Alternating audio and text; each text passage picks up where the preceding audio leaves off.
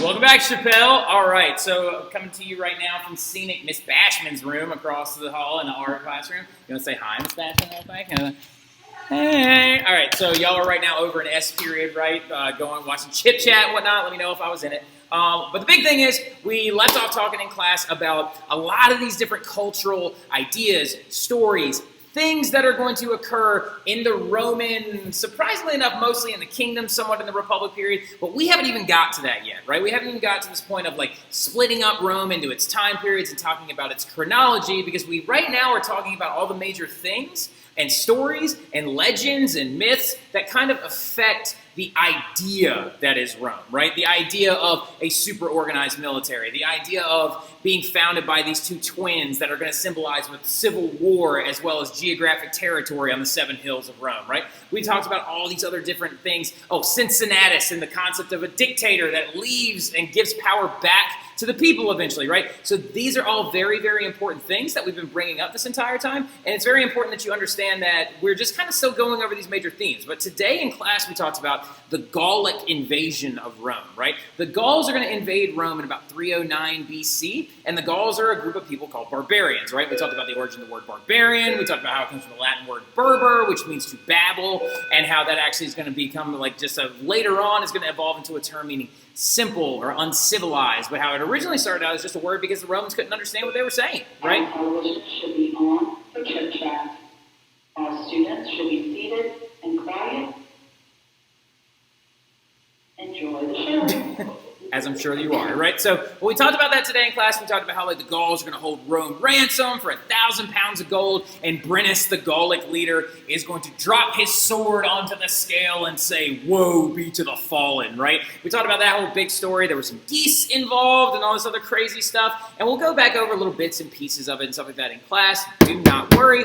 But the main thing about it, though, is Rome has now been put into check, right? So Rome, before the Gallic invasion, was that cocky boy in high school that thought they were awesome, right? But now, since they have been destroyed by an outside barbaric tribe, they have been put into check, and it has now become fully aware. Rome has become fully aware of their place in society, that they are not yet the strong, super militaristic, hyper-intense empire that they will one day grow into be. And a lot of it starts with organizing your military, because keep this in mind, Rome, you fell to these guys, right? Pictured on the screen right now is a Gallic warrior, right? Or a Gaul barbarian, using like a simple wooden shield, maybe some smaller iron tools like a sword or a spear, right? But this is not a super advanced individual, right? But because they fell to these group of barbarians, Rome is going to decide to organize its military, right? And they're going to hyper-organize it. It's going to force Rome to create one of their most basic unit, the unit known as the legion, right? The legion, which is about 4,000 to 6,000 men, give or take, depending on how many casualties or if they were in a recent battle or whatever. Ideally, it's about 5,500 though, right?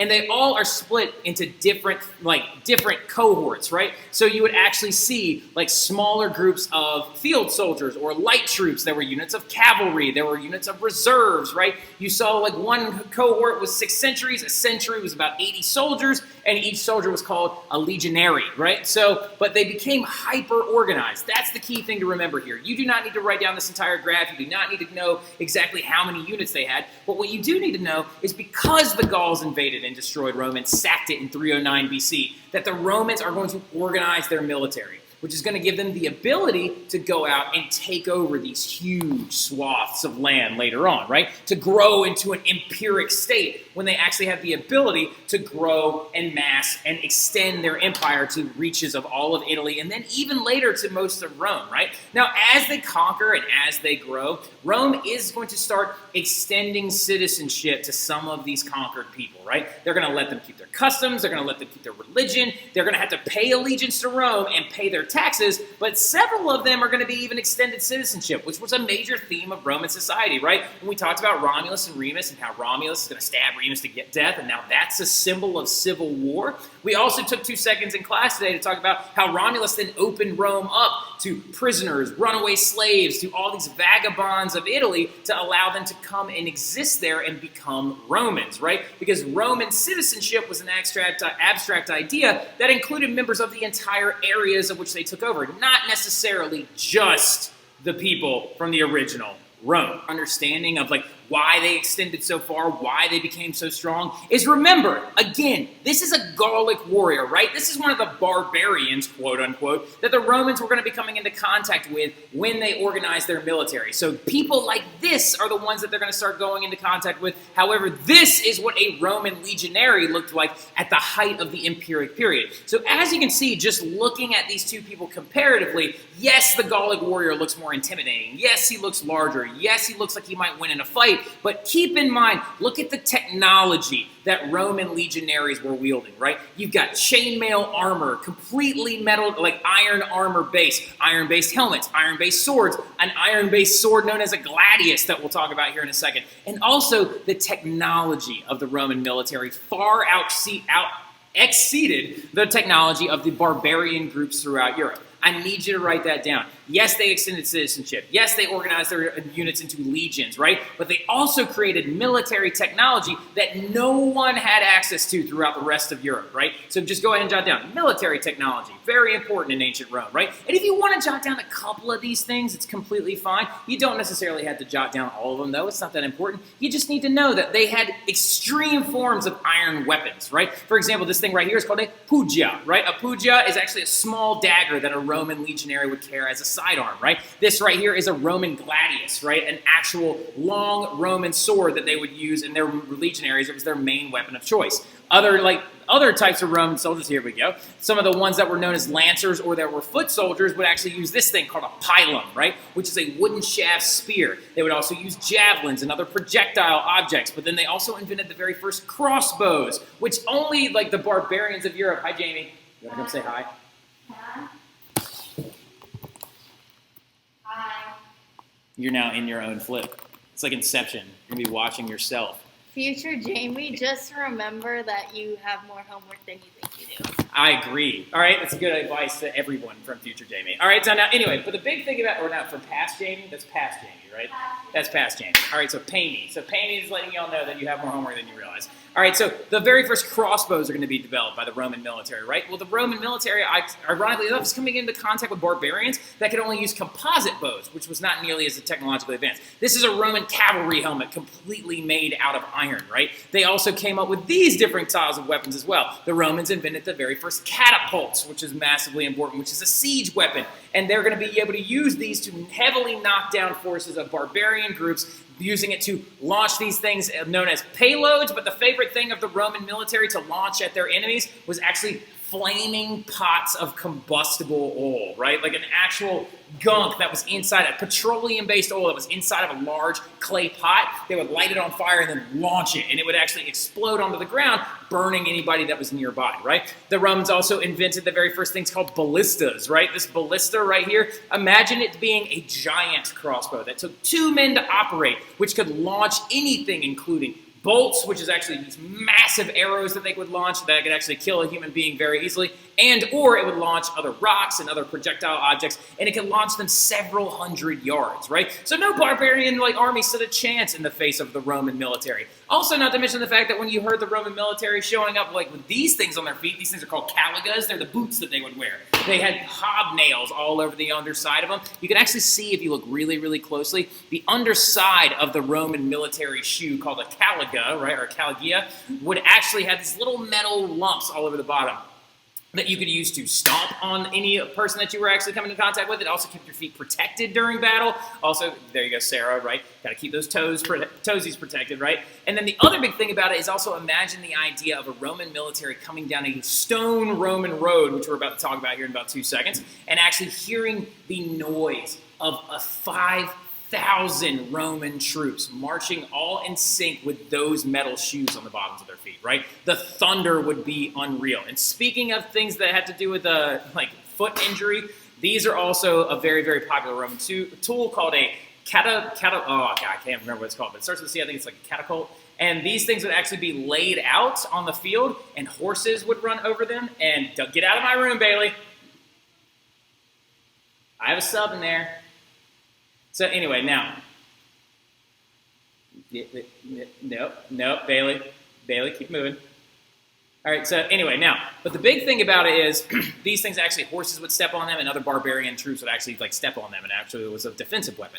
So going forward though, by about 200 BC, give or take, the Romans are going to extend their power to most of the Italian peninsula, and they're going to conquer basically what you refer to as modern day Italy. Okay? So they're going to establish colonies throughout other parts of the ancient world as well. They're going to start actually establishing colonies off the coast of Italy, some of the smaller islands, and even all the way far as like the south of Spain, right? So the Romans, following the destruction by the Gauls, I know this seems weird, but like, just let me do my thing. All right, so anyway, now, so by about wait, hold on. Gauls, rollbacks, Skylar's sister, what's up? All right, so, but anyway, now the big thing is though, the Romans, following their destruction by the Gauls, are going to create that hyper-organized military with a lot of military technology, and they're going to be able to conquer large swaths of land very, very quickly. Because if you actually think about it for 2 seconds, the Gauls showed up in 309 BC, and within 100 years, the Romans now conquered all of Italy. So that turning point is majorly, majorly important, right? And speaking of, since they're now taking over this massive amount of land,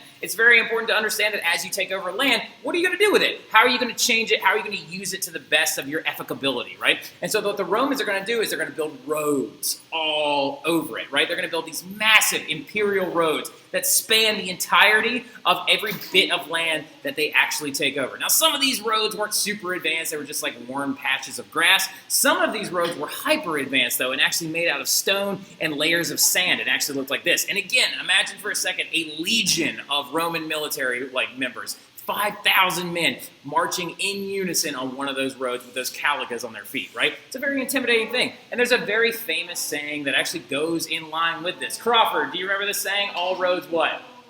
All roads lead to Rome. Heck yeah, good job. Crawford, write that down, right? All roads lead to Rome. Basically referring to the fact that the Roman road network, as they began to take over all this area, was so sophisticated that you could simply follow one of these roads all the way back to the mother city itself of Rome, right? So very, very important that we understand that. All roads lead to Rome, all right? So, and when we're talking about Roman history, now we're going to be getting into the actual chronological sense of Rome, right? We talked a lot just now about important historical things, stories, ideas that kind of encapsulate the culture of Rome, right? We talked about Romulus and Remus being the founders, right? We talked about the actual founders more than likely being the Latins, and how that's the origin of their actual names, and et cetera, et cetera, et cetera. We talked about how Rome started out as a very simple village of mud huts and grossness, and how it's going to evolve into this massive empire, right? We talked about also the Gauls are going to invade. We also talked about Cincinnatus actually being the very first successful dictator.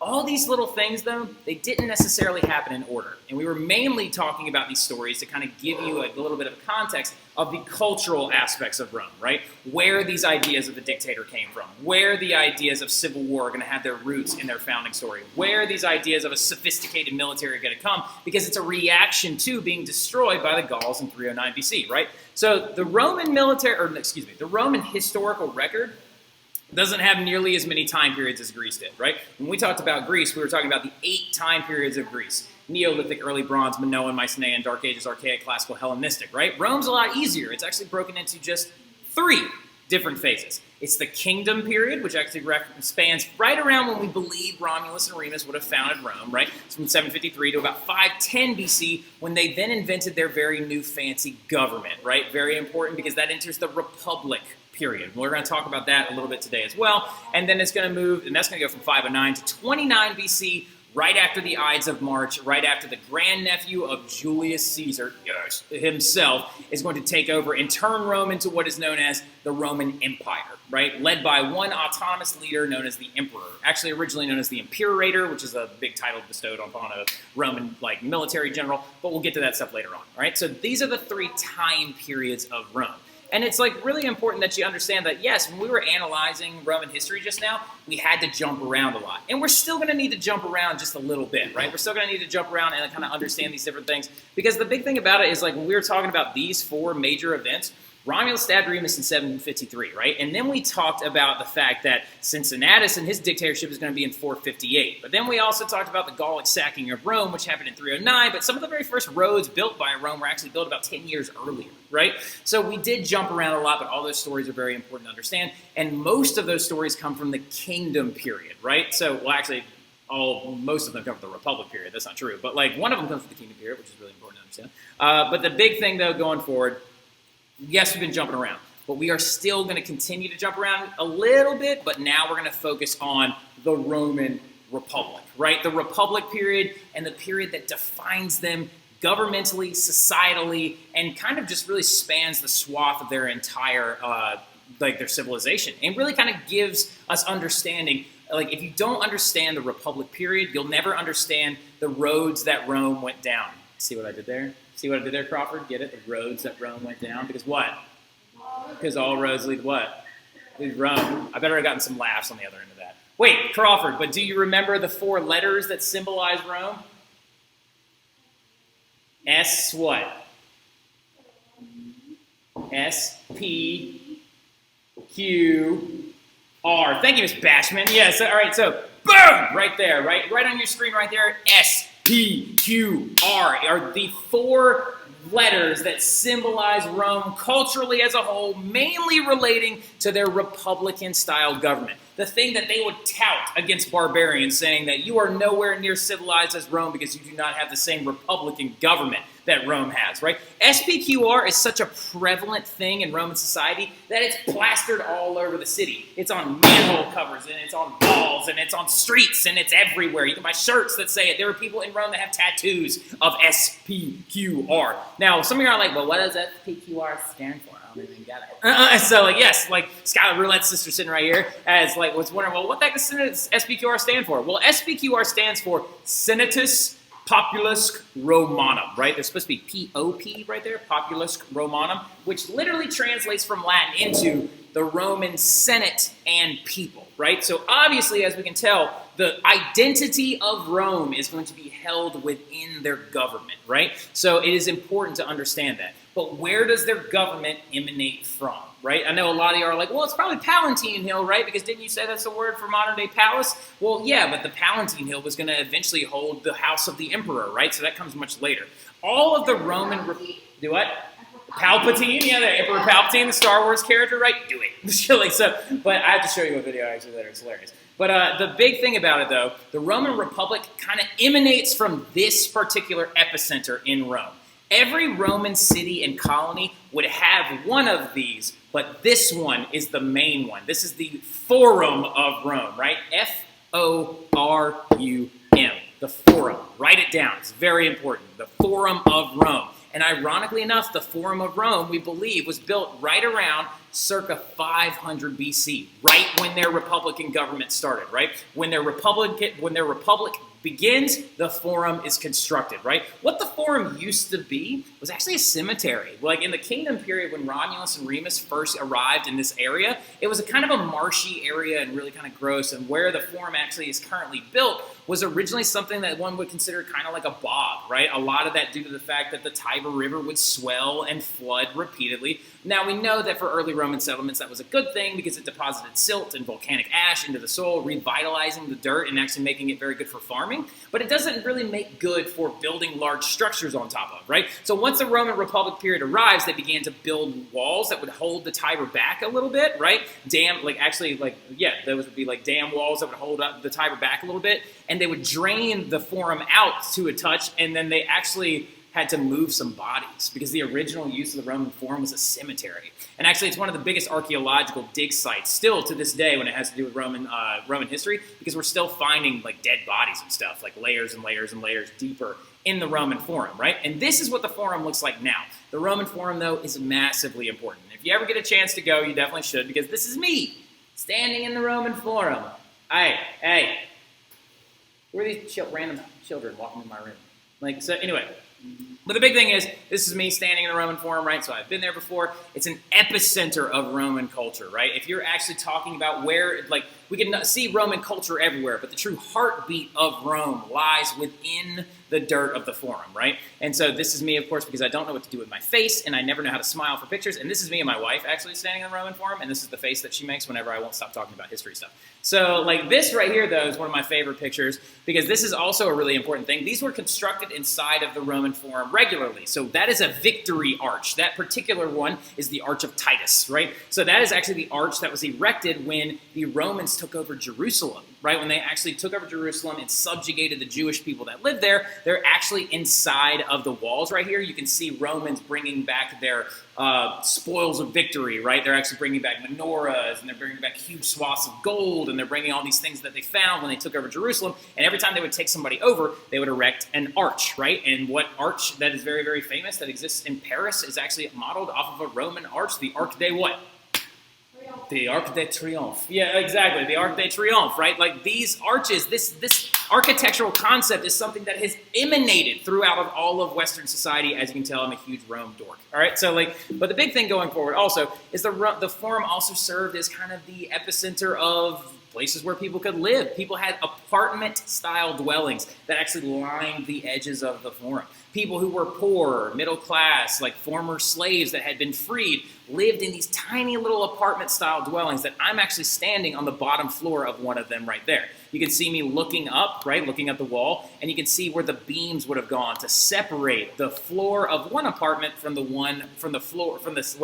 ceiling of one apartment from the floor of the one above it. So jot that down really quick as well. A lot of Romans lived in these like apartment-style dwellings, right? So going forward, that also, going back to the arch picture real quick, everybody finds this really funny. Looking at this picture, that's not my arm. That's like this Swedish guy in front of me's leg. Like, I know it looks like for a second that it looks like that's my arm, but that's a shoe, and where it looks like my arm would actually be. It ruins that picture for me, but I absolutely love that picture. And they're some of my favorite pictures because I'm not actually looking at the camera, because I actually hate it when I look at the camera, because I go from looking like this to looking like this and looking disgusting, right? So, but there's a couple of other things you need to know when we're talking about the Roman Republic.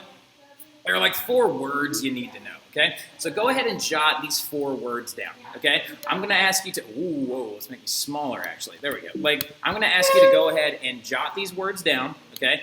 Go ahead and pause me real quick. Jot these words down. They're very important. And then unpause me, and I'll explain it real quick, okay? So pause. Okay, so now that you had a chance to actually write those things down, okay? So the republic, and why it's so important to Rome, is a republic is it's a type of government that had never existed in the ancient world leading up to the era of Rome, right? A republic is a government that is ruled by a chosen number of people, right? It's kind of in essence a representative democracy, right? But ideally in a republican government, the people truly rule over their government, right? For example, the Senate, which we'll talk about down here, technically could not make law. The only people in Rome that were allowed to make law or propose law were the people of Rome, not necessarily the senators. The senators could pass decrees that they hoped people followed, but people of Rome created, issued, and had law voted upon that would pass through the Senate, right? And also the people elected their senators. They are the ones who chose them, right? So basically, it's this idea of direct rule through the people. So underneath republic, you can also write rule through the people, right? Now, other people that we can see right here, these 3 positions are just 3 important key words you're going to need to know when we're going forward so we could talk more about the Roman Republic, how it's structured, and things like that, right? A consul is one of the 2 elected chief officials of Rome, right? Jot this down. They only ruled for a year, right? There were 2 of them, and they were there so they could veto one another, so that one person could actually control the entirety of the Roman government at any point, right? So they had 2 consuls. There's a lot of famous consuls that we're going to end up talking about. The consulship of Sulla. We'll talk about the consulship of Gaius Julius Caesar. We'll talk about the consulship, sort of like Augustus, how he's going to turn himself into emperor. But several different famous historical figures were all consuls at one point or another, right? Then you're going to have this other person that, of course, the reputation was started with Cincinnatus in his battles against the Achae, right? So the dictator. Now, a dictator is an autonomous ruler, one singular ruler that was brought in to control the Roman government, but only during times of war, right? And that was to try and streamline all of their efforts to control the military and to keep Rome safe, right? The idea that they would elect a dictator during a time of war. Now, ironically enough, the dictator was pulled from one of the consuls, right? One of the consuls was made into the dictator, and then he actually ruled over the government until the war was over, because when the war was done, they were supposed to step down and give power and the ruling power back to the people of Rome, right? Now, the biggest and most powerful council that existed in the Roman government, though, was the Senate, right? It was the highest governing body in Rome. Home to several hundred people, the number would grow and grow and grow as time went on. Basically, also, every time somebody was ever a consul, they would then become a senator. So as time goes on, the number of senators keeps growing. And you need to jot this down, too. They ruled for life, right? They did not have to step down at any point. A consulship was only lasted for 1 year, but then you were guaranteed to become a senator after that because the consuls then picked all the senators, right? So big thing is, though, ruled for life, right? The senators ruled for how long? Good job, Haven, for life, right? So now, really, really quick, though, to keep going forward, you also need to understand a couple other things before we get started, okay? Before we keep going any further, anyway, is the 12 tables, right? Rome did have a system and code of law, all right? Now, it was known as Roman law, quote unquote, but we refer to it in the modern era as the 12 tables, right? And the 12 tables were constructed and created right around the birth of the Republic in about circa 500 BC, right? It's a civil law that governs the daily lives of Roman citizens, okay? Now, big thing about the 12 tables, just kind of put a star next to that. We are going to come back to it a little bit later on, and it's very, very important. But they did have a system of code, or a system of law, like we talked about Hammurabi's code in the past. We'll talk about Justinian's code in the future when we talk about the Byzantines. But the Roman law does serve as a very important thing, okay? So Roman law, the 12 tables. And it's actually called the 12 tables because there were several laws written on 12 separate tablets, hence tables, right? Now, there is no one constitution, though. Just because a government has a structure, a senate, a consul, and then they have all of this ethical ideas of voting and things like that, doesn't necessarily mean they have a constitution, okay? This is very important. Put a star next to this, okay? There was no written constitution of Rome.